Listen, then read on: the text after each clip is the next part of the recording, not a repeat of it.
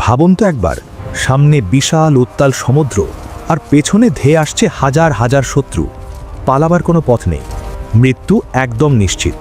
ঠিক সেই মুহূর্তে একজন সেনাপতি ঘোড়া ছুটিয়ে দিলেন সোজা গভীর সাগরের বুকে। বিজ্ঞান বলে মানুষ পানিতে ডুবে যায়, কিন্তু সেদিন প্রকৃতির সব নিয়ম ভেঙে চুরমার হয়ে গিয়েছিল। সাগর ভাগ হয়নি, বরং পানি যেন পাথরের মতো শক্ত হয়ে গিয়েছিল। 4000 সৈন্য ঘোড়া নিয়ে সমুদ্রের ওপর দিয়ে এমনভাবে হেঁটে গেল যেন তারা কোনো রাজপথ দিয়ে হাঁটছে। তাদের পায়ে এক ফোঁটা পানিও লাগল না। কে ছিলেন সেই অলৌকিক সেনাপতি, যার তর্জনীর ইশারায় সমুদ্র শান্ত হয়ে যেত? আর কেন মৃত্যুর পর কবর খুঁড়লে দেখা গেল তার লাশ গায়েব, আর কবরের ভেতর থেকে ভেসে আসছে জান্নাতি সুঘ্রাণ? ইতিহাসের পাতায় লুকিয়ে থাকা এই রোমহর্ষক সত্যটি জানলে আপনার গায়ের লোম দাঁড়িয়ে যাবে। রাসূলুল্লাহ এর ইন্তেকালের পরবর্তী সময়ের কথা। মদিনায় তখন খলিফা হিসেবে আছেন হযরত আবু বকর সিদ্দিক রাদিয়াল্লাহু আনহু। কিন্তু নবীজির ইন্তেকালের পর আরবের বিভিন্ন গোত্র ইসলাম ত্যাগ করতে শুরু করল। তারা যাকাত দিতে অস্বীকার করল। কেউ কেউ ভণ্ড নবীর দাবি করে বসল। ইসলামের এক নাজুক পরিস্থিতি। এই সময় বাহরাইনের এলাকার মানুষরাও ইসলাম ত্যাগ করে বিদ্রোহ ঘোষণা করল। খলিফা আবু বকর তখন বিশিষ্ট সাহাবী হযরত আলা বিন হাদরামি রাদিয়াল্লাহু আনহুকে সেনাপতি করে 4000 মুজাহিদের একটি বাহিনী দিয়ে বাহরাইনের উদ্দেশ্যে পাঠালেন। এই বাহিনীতে বড় বড় সাহাবীরা ছিলেন। তাদের উদ্দেশ্য ছিল একটাই, বিদ্রোহ দমন করা এবং মানুষকে আবার সত্য দ্বীনের পথে ফিরিয়ে আনা। মুসলিম বাহিনী মদিনা থেকে রওনা হলো। তারা যখন দাহনা নামক এক বিস্তীর্ণ এবং জনমানবহীন মরুভূমিতে প্রবেশ করল, তখন তাদের ওপর এক বিশাল পরীক্ষা নেমে এলো। এই মরুভূমিটি ছিল অত্যন্ত রুক্ষ এবং ভয়ানক। মাইলের পর মাইল শুধু বালি আর বালি। কোথাও এক ফোঁটা পানি নেই, কোনো গাছের ছায়া নেই। কাফেলাটি যখন মরুভূমির ঠিক মাঝখানে পৌঁছল, তখন দুপুর গড়িয়ে বিকেল। সূর্য আগুনের মতো তাপ ছড়াচ্ছে। সৈন্যরা ক্লান্ত, তারা বিশ্রামের জন্য উট এবং ঘোড়া থেকে নামল। কিন্তু ঠিক সেই মুহূর্তে এক অদ্ভুত এবং ভয়ঙ্কর দুর্ঘটনা ঘটল। হঠাৎ করেই তাদের উটগুলো ভয় পেয়ে গেল। কোনো এক অজানা কারণে, হয়তো জিনের আছর বা কোনো বন্য পশুর গন্ধে, উটগুলো পাগলের মতো ছোটাছুটি শুরু করল। মুসলিম বাহিনীর সব খাবার, সব পানি, তাঁবু এবং যুদ্ধের অস্ত্রশস্ত্র সব ছিল ওই উটগুলোর পিঠে। চোখের পলকে হাজার হাজার উট তাদের পিঠে থাকা সব রসদ নিয়ে মরুভূমির চারদিকে দৌড়ে পালিয়ে গেল। মুহূর্তের মধ্যে 4000 সৈন্যের এই বিশাল বাহিনী একদম নিঃস্ব হয়ে গেল। তাদের কাছে এক ফোঁটা পানি নেই, এক লোকমা খাবার নেই, এমনকি গায়ে দেওয়ার মতো চাদর বা তাঁবুও নেই। তারা দাঁড়িয়ে আছে এক মৃত্যুপুরীর মাঝখানে। সূর্য ডুবে গেল, রাত নেমে এলো।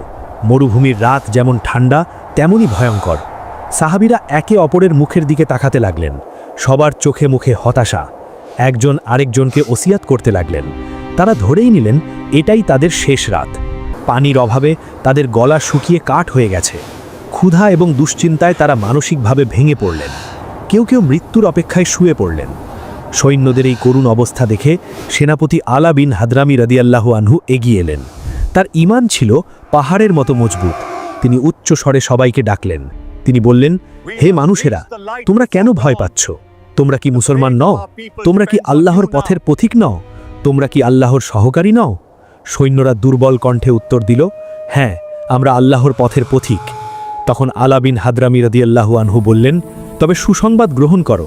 কসম, আল্লাহ কিছুতেই তোমাদের ধ্বংস করবেন না। যিনি তোমাদের তার দিনের জন্য বের করেছেন, তিনি এই মরুভূমিতে তোমাদের পিপাসায় মেরে ফেলবেন না। ওঠো এবং আল্লাহর কাছে চাও। রাত তখন গভীর, চারদিকে ঘুটঘুটে অন্ধকার। আলা বিন হাদরামি রাদিয়াল্লাহু আনহু নামাজের জন্য অজু করার মতো পানিও পাচ্ছিলেন না। তিনি তায়াম্মুম করলেন। তারপর তিনি কেবলামুখী হয়ে 2 হাত আকাশের দিকে তুলে দিলেন। তিনি বললেন, হে মহাজ্ঞানী, হে মহান, হে সর্বোচ্চ, হে মহান দাতা, আমরা তোমার বান্দা এবং তোমার পথেই আমরা জিহাদে নেমেছি। আমাদের পানি দাও, আমাদের বৃষ্টি দাও। তিনি যখন দোয়া করছিলেন, তখন আকাশে এক টুকরো মেঘও ছিল না। লক্ষ লক্ষ তারা জ্বলজ্বল করছিল। কিন্তু আল্লাহর কুদরত বোঝা বড় দায়। তার দোয়া শেষ হতে না হতেই হঠাৎ কোথা থেকে একখণ্ড কালো মেঘ ভেসে এলো। বাতাসের গতিপথ বদলে গেল। দেখতে দেখতে সেই মেঘ পুরো কাফেলার ওপর ছড়িয়ে পড়ল এবং মুষলধারে বৃষ্টি শুরু হলো। সুবহানাল্লাহ! মরুভূমির সেই শুকনো বালি মুহূর্তের মধ্যে ভিজে কাদা হয়ে গেল। সৈন্যরা আনন্দে চিৎকার করে উঠল। তারা পেট ভরে পানি পান করল, তারা গোসল করল, তাদের উটগুলো যেগুলো পালিয়ে গিয়েছিল সেই বৃষ্টির কারণে বা আল্লাহর হুকুমে সেগুলোও আবার ফিরে এলো। সকালবেলা যখন সূর্য উঠল তখন তারা দেখল তাদের সব সমস্যা মিটে গেছে। তারা পানি পেয়েছে, খাবার পেয়েছে এবং তাদের হারানো উটগুলোও ফিরে পেয়েছে। এই ঘটনাটি ছিল তাদের জন্য এক বিশাল ঈমানি পরীক্ষা এবং প্রস্তুতি। আল্লাহ তাদের বুঝিয়ে দিলেন, মরুভূমিতে যেমন আমি পানি দিতে পারি, সামনে যা আসছে সেখানেও আমি তোমাদের রক্ষা করব। কিন্তু তারা জানত না সামনে তাদের জন্য মরুভূমির চেয়েও বড় এক বাধা অপেক্ষা করছে। কাফেলা আবার চলতে শুরু করল। দীর্ঘ পথ পাড়ি দিয়ে অবশেষে তারা বাহরাইনের উপকূলে বা সমুদ্রের তীরে এসে পৌঁছল। সেখানে পৌঁছে তারা দেখল শত্রুরা তাদের আসার খবর আগেই পেয়ে গেছে। কাফেররা তাদের সব নৌকা, সব জাহাজ নিয়ে সাগরের ওপারে দারাইন নামক এক দ্বীপে পালিয়ে গেছে এবং যাওয়ার সময় তারা উপকূলের সব নৌকা ধ্বংস করে দিয়ে গেছে অথবা সাথে নিয়ে গেছে। মুসলিম বাহিনী সমুদ্রের তীরে দাঁড়িয়ে আছে। সামনে বিশাল সমুদ্র, উত্তাল ঢেউ, আর ওপারে দেখা যাচ্ছে শত্রুর দ্বীপ। কিন্তু সেখানে যাওয়ার কোনো উপায় নেই, নৌকা নেই, জাহাজ নেই, আর পেছনের রাস্তা অনেক দূর। শত্রুরা দ্বীপের ওপর থেকে অট্টহাসি দিচ্ছে। তারা ভাবছে মুসলিমরা এখানে আটকা পড়েছে, সাগর পার হওয়া তাদের সাধ্য নয়, তারা ওখানেই না খেয়ে মরবে। সেনাপতি আলা বিন হাদরামি রাদিয়াল্লাহু আনহু সমুদ্রের দিকে তাকালেন। তারপর তিনি তার সৈন্যদের দিকে তাকালেন। তিনি জানতেন ফিরে যাওয়ার কোনো পথ নেই। তিনি ঘোড়ার পিঠে সোজা হয়ে বসলেন। তারপর তিনি এমন এক ঘোষণা দিলেন যা পৃথিবীর কোনো সেনাপতি কোনোদিন দেওয়ার সাহস করেনি। তিনি বললেন, হে আল্লাহর সৈন্যরা, তোমরা কি প্রস্তুত? আজ আমরা কোনো নৌকা ছাড়াই আল্লাহর নাম নিয়ে এই সমুদ্র পার হব। সৈন্যরা অবাক হয়ে তাকালো। ঘোড়ার পিঠে সমুদ্র পার হওয়া, এটা কি সম্ভব? সাঁতার কেটে এত বড় সাগর পাড়ি দেওয়া তো আত্মহত্যার শামিল। কিন্তু আলা বিন হাদরামি রাদিয়াল্লাহু আনহুর চোখে ছিল এক ঐশ্বরিক আভা। সেনাপতি আলা বিন হাদরামি রাদিয়াল্লাহু আনহুর সেই ঘোষণা শুনে সৈন্যদের মনে বিস্ময় জাগলেও তাদের অন্তরে ছিল আল্লাহর উপর অগাধ বিশ্বাস। তারা দেখেছিল যেই আল্লাহ গতরাতে মরুভূমির শুকনো বালিতে বৃষ্টি নামিয়ে তাদের বাঁচিয়েছিলেন, সেই আল্লাহ আজ এই সাগরের উত্তাল ঢেউ থেকেও তাদের রক্ষা করতে পারেন। আলা বিন হাদরামি রাদিয়াল্লাহু আনহু ঘোড়ার লাগাম শক্ত করে ধরলেন। তিনি তার সঙ্গীদের দিকে তাকিয়ে বললেন, তোমরা সবাই আমার সাথে এই দুয়াটি পাঠ করো, ইয়া আলিমু, ইয়া হালিমু, ইয়া আলিয়ু, ইয়া আজিমু। হে সর্বজ্ঞানী, হে ধৈর্যশীল, হে সুউচ্চ, হে মহান, আমরা তার বান্দা এবং তার পথেই আমরা জিহাদে নেমেছি। আল্লাহর কসম, তিনি আজ আমাদের অপমানিত করবেন না। হাজার হাজার সৈন্য সমস্বরে সেই দোয়াটি পাঠ করল। তাদের আওয়াজে সমুদ্রের গর্জনের শব্দও যেন ছোট হয়ে গেল। এরপর আল্লাহর নাম নিয়ে আলা বিন হাদরামি রাদিয়াল্লাহু আনহু তার ঘোড়াটিকে সোজা সমুদ্রের দিকে ধাবিত করলেন। ঘোড়াটি যখন প্রথম পা ফেলল তখন সবাই শ্বাস বন্ধ করে তাকিয়েছিল। সবাই ভাবছিল এই বুঝি ঘোড়াটি গভীর পানিতে তলিয়ে যাবে। কিন্তু সুবহানাল্লাহ, এক অবিশ্বাস্য দৃশ্য তাদের চোখের সামনে ভেসে উঠল। ঘোড়ার পা যখন পানির ওপর পড়ল তখন পানি সরে গেল না বা ঘোড়া ডুবল না। মনে হলো পানির নিচেই কোনো এক অদৃশ্য এবং শক্ত রাস্তা তৈরি হয়ে আছে। ঘোড়াটি পানির ওপর দিয়ে দৌড়াতে শুরু করল। এই দৃশ্য দেখে বাকি 4000 সৈন্য আর এক মুহূর্ত দেরি করেনি। তারা সবাই একসাথে আল্লাহু আকবার ধ্বনি দিয়ে সাগরের বুকে ঝাঁপিয়ে পড়ল। চিন্তা করুন সেই দৃশ্যটা, 4000 ঘোড়া সবার সৈন্য উত্তাল সমুদ্রের ওপর দিয়ে হেঁটে যাচ্ছে। ইতিহাসবিদরা এবং সেই যুদ্ধে অংশগ্রহণকারী সাহাবীরা বর্ণনা করেছেন যে আমরা যখন সমুদ্রের ওপর দিয়ে যাচ্ছিলাম তখন আমাদের মনে হচ্ছিল আমরা কোনো নরম বালির চরের ওপর দিয়ে হাঁটছি। পানি আমাদের পায়ের নিচ দিয়ে বয়ে যাচ্ছিল, কিন্তু তা ছিল খুবই সামান্য, এতটাই সামান্য যে আমাদের ঘোড়ার খুরের নিচের অংশটুকু ছাড়া আর কিছুই ভিজছিল না। অথচ সেই জায়গাটি ছিল দারাইন দ্বীপ এবং মূল ভূখণ্ডের মাঝখানে গভীর সমুদ্র। সাধারণত জাহাজে করে পার হতে সেখানে কয়েক ঘন্টা বা সারা দিন লেগে যেত, কিন্তু আল্লাহর কুদরতে মুসলিম বাহিনী সেই বিশাল পথ মাত্র ঘণ্টাখানেকের মধ্যে পার হয়ে গেল। তারা পানির ওপর দিয়ে এমনভাবে হাঁটছিল যেন তারা কোনো রাজপথ দিয়ে মার্চ করে যাচ্ছে। তাদের মনে কোনো ভয় ছিল না, কোনো শঙ্কা ছিল না। তাদের চারপাশে মাছেরা সাঁতার কাটছিল, ঢেউ খেলছিল, কিন্তু তাদের পায়ে পানি লাগছিল না। এদিকে সমুদ্রের ওপারে দারাইন দ্বীপে কাফেররা এবং বিদ্রোহীরা নিশ্চিন্তে বসেছিল। তারা জানত মুসলিমদের কাছে নৌকা নেই, তাই তারা সাগর পার হতে পারবে না। তারা দুর্গের ওপর দাঁড়িয়ে বা দূরবীন দিয়ে সমুদ্রের দিকে তাকিয়েছিল। হঠাৎ তারা দেখল দিগন্তের ওপার থেকে কালো মতো কি যেন ধেয়ে আসছে। প্রথমে তারা ভাবল হয়তো কোনো মেঘ বা জাহাজের বহর, কিন্তু যখন মুসলিম বাহিনী কাছাকাছি এলো তখন কাফেরদের চোখ কপালে উঠল। তারা দেখল মানুষ, হাজার হাজার মানুষ ঘোড়ায় চড়ে পানির ওপর দিয়ে ছুটে আসছে। কোনো নৌকা নেই, কোনো ভেলা নেই, সরাসরি পানির ওপর দিয়ে। এই দৃশ্য দেখে তাদের অন্তরাত্মা কেঁপে গেল। তাদের হাত থেকে অস্ত্র পড়ে গেল। তারা চিৎকার করে বলতে লাগলো, এরা মানুষ নয়, এরা মানুষ হতে পারে না, এরা নিশ্চয়ই জিন বা আসমানের ফেরেশতা, নইলে সাগর পাড়ি দিয়ে এভাবে কেউ আসতে পারে না। ভয় এবং আতঙ্কে কাফেরদের মনোবল ভেঙে চুরমার হয়ে গেল। তারা যুদ্ধ করার সাহস হারিয়ে ফেলল। মুসলিম বাহিনী যখন তীরে উঠল তখন তাদের শরীর ছিল শুকনো, তাদের ঘোড়াগুলো ছিল তরতাজা। তারা আল্লাহু আকবার বলে দ্বীপে প্রবেশ করল। শত্রুরা এতটাই ভীত ছিল যে তারা ঠিকমতো প্রতিরোধও করতে পারল না। তারা ভাবল, যাদের জন্য সাগর পথ করে দেয় তাদের সাথে যুদ্ধ করে আমরা কিভাবে জিতব। খুব অল্প সময়ের যুদ্ধে মুসলিমরা বিজয় লাভ করল। বাহরাইনের সেই বিদ্রোহ দমন হলো এবং আবার সেখানে ইসলামের পতাকা উড্ডীন হলো। প্রচুর গনিমতের মাল এবং সম্পদ মুসলিমদের হস্তগত হলো। যুদ্ধ শেষ হওয়ার পর সাহাবী এবং সেনাপতি আলা বিন হাদরামি রাদিয়াল্লাহু আনহু আল্লাহর দরবারে সিজদায় লুটিয়ে পড়লেন। তিনি জানতেন এই বিজয় তলোয়ারের জোরে আসেনি, এই বিজয় এসেছে একমাত্র আল্লাহর গায়েবী মদদে। কিন্তু প্রিয় দর্শক, এখানে কি আলা বিন হাদরামি রাদিয়াল্লাহু আনহুয়ের অলৌকিক ঘটনাগুলোর শেষ? না, বাহরাইনের সেই দ্বীপে বিজয়ের পতাকা উড্ডীন হওয়ার অনেক পরে, যখন যুদ্ধের ধুলো বসে গেছে, যখন মুসলিম বাহিনী অন্য এক যাত্রায় আবার মরুভূমির পথে পা রেখেছে, তখন আল্লাহ তার এই প্রিয় বান্দার জন্য আরও এক বিস্ময় লুকিয়ে রেখেছিলেন। তিনি ওই সফরে মারা গেলেন। তখন সাহাবীরা মরুভূমির মধ্যে ছিলেন এবং তাদের কাছে পানি ছিল না। তারা তাকে দাফন করলেন।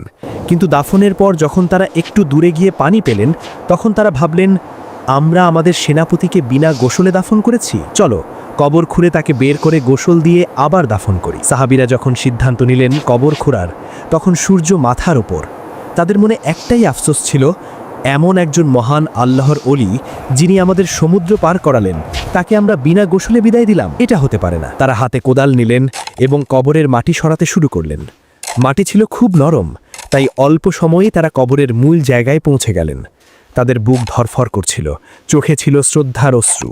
তারা কবরের ওপরের তক্তা বা পাথরগুলো সরানোর প্রস্তুতি নিলেন।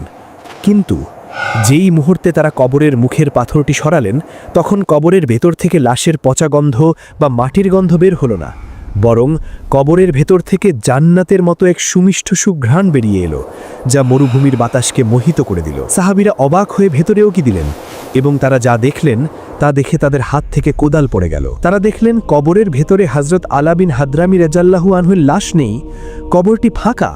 কিন্তু না, ঠিক ফাঁকা নয়, কবরের ভেতরটা এক অদ্ভুত নূরের আলোয় ভরে আছে, এবং সেই আলোর বিস্তার এত দূর পর্যন্ত বিস্তৃত যে মনে হচ্ছে মাটির নিচে মাইলের পর মাইল জুড়ে এক অন্য জগৎ তৈরি হয়েছে। তাদের দৃষ্টির সীমানা শেষ হয়ে যাচ্ছে, কিন্তু সেই আলোর সীমানা শেষ হচ্ছে না। সাহাবীরা ভয়ে এবং বিস্ময়ে একে অপরের দিকে তাকাতে লাগলেন। তারা ভাবলেন, আমরা কি ভুল কবর খুঁড়লাম? কিন্তু না, এটাই তো সেই কবর, আমরা নিজের হাতেই তো কিছুক্ষণ আগে তাকে এখানে রেখেছিলাম। তখন তাদের মধ্যে একজন বিজ্ঞ সাহাবী বললেন, থামো, আর খুঁড়ো না, মাটি চাপা দিয়ে দাও। নিশ্চয়ই আল্লাহ চান না যে তার এই প্রিয় বান্দার শরীর আমরা আর দেখি। যিনি জীব্যদশায় মানুষকে গোপন গায়েবী সাহায্য দেখিয়েছেন, মৃত্যুর পরও আল্লাহ তাকে গোপন করে নিলেন। আল্লাহ তার অলিদের সম্মান এভাবেই রক্ষা করেন। তারা দ্রুত কবরটি আবার মাটি দিয়ে ঢেকে দিলেন এবং সেই সুঘ্রাণ বুকে নিয়ে বিদায় জানালেন সেই মহান সেনাপতিকে। ইতিহাসবিদরা বলেন, এটি ছিল আলা বিন হাদরামি রাদিয়াল্লাহু আনহুয়ের কারামত বা অলৌকিকত্বের চূড়ান্ত নিদর্শন। আল্লাহ হয়তো তার দেহকে ফেরেশতাদের মাধ্যমে অন্য কোথাও স্থানান্তরিত করেছিলেন, যা মানুষের জ্ঞানের বাইরে। আজকের এই ভিডিওটি শেষ করার আগে আসুন আমরা একটু ভাবি, 1400 বছর আগের এই ঘটনাটি কেন ইতিহাসের পাতায় স্বর্ণাক্ষরে লেখা আছে। প্রথম শিক্ষা, আল্লাহর উপর অটল বিশ্বাস। যখন সামনে সমুদ্র ছিল আর পেছনে শত্রু ছিল, তখন আলা বিন হাদরামি রাদিয়াল্লাহু আনহু কোনো প্রযুক্তির উপর ভরসা করেননি। তিনি ভরসা করেছিলেন তার রবের উপর। তিনি বলেছিলেন, ইয়া আলিমু ইয়া হালিমু। তার বিশ্বাস এতই প্রবল ছিল যে তরল পানি তার জন্য শক্ত মাটি হতে বাধ্য হয়েছে। আজ আমাদের জীবনেও অনেক সমুদ্র সমান বিপদ আসে, কিন্তু আমাদের সেই ইয়াকিন বা বিশ্বাস নেই বলেই আমরা ডুবে যাই। দ্বিতীয় শিক্ষা, হালাল রিজিক ও দোয়া কবুল। হযরত সাদ ইবনে আবি ওয়াক্কাস রাদিয়াল্লাহু আনহুর মতো আলা বিন হাদরামি রাদিয়াল্লাহু আনহু ছিলেন মুস্তাজাবুদ দাওয়া, অর্থাৎ যার দোয়া আল্লাহ ফেরত দেন না। এর মূল কারণ ছিল তাদের পবিত্র জীবনযাপন। আমরা যদি আমাদের জীবনকে পাপ মুক্ত রাখতে পারি, তবে আমাদের দোয়াও বুলেটের মতো কাজ করবে। তৃতীয় শিক্ষা, অসম্ভব বলে কিছু নেই। মরুভূমিতে বৃষ্টি নামানো, সমুদ্রের উপর দিয়ে হাঁটা এবং মৃত্যুর পর গায়েব হয়ে যাওয়া, এসবই প্রমাণ করে যে আল্লাহর কুদরতের সামনে প্রকৃতির নিয়ম বা বিজ্ঞান তুচ্ছ। আল্লাহ চাইলে আগুনকে বাগান বানাতে পারেন আর সাগরকে রাস্তা। প্রিয় দর্শক, বাহরাইনের সেই সমুদ্রের ঢেউ আজও হয়তো সেই ঘোড়ার খুরের শব্দ মনে রেখেছে। আলাদিন হাদ্রামি রাদিয়াল্লাহু আনহু আমাদের শিখিয়ে গেছেন, ঈমান যদি খাঁটি হয় তবে দুনিয়ার কোনো বাধাই মুমিনের পথ আটকাতে পারে না। আসুন আমরা আমাদের ঈমানকে মজবুত করি এবং সব অবস্থায় আল্লাহর উপর ভরসা রাখি। আল্লাহ আমাদের সবাইকে তার প্রিয় বান্দা হিসেবে কবুল করুন এবং আখিরাতে এই মহান সাহাবীদের সাথে জান্নাত নসিব করুন। আমিন ইয়া রব্বাল আলামিন। এই ঘটনাটি কোরআনের আয়াত বা সহি হাদিস নয়, বরং এটি ইসলামের প্রাচীন ঐতিহাসিক গ্রন্থসমূহে বর্ণিত সাহাবী আলা বিন হাদ্রামি রাদিয়াল্লাহু আনহুয়ের কারামতের অন্তর্ভুক্ত। এই ঘটনাটি পাওয়া যায় তাবাকাতুল কুবরা, ইবনে সাদ, তারিখুত তাবারি, ইমাম তাবারি, আল বিদায়া ওয়ান নিহায়া, ইবনে কাসির, সিয়ার আয়লামুন নুবালা, ইমাম জাহাবি। আহলুস সুন্নাহর আলেমদের কাছে এটি সাহাবীর কারামত হিসেবে পরিচিত।